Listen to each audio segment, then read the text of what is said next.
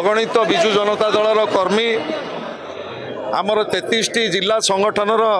समस्त नेतृत्व युव छात्र महिला माइनॉरिटी श्रमिक सामुख्य तरफ नवम थर पर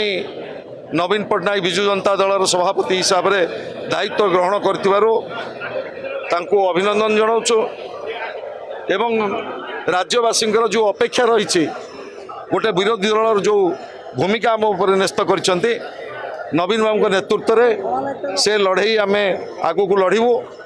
एवं आपण मान सूचई देवाक चाहे आज 10 मास भितर एटी राज्य सरकार जो प्रतिश्रुति सब देकर क्षमता को आसी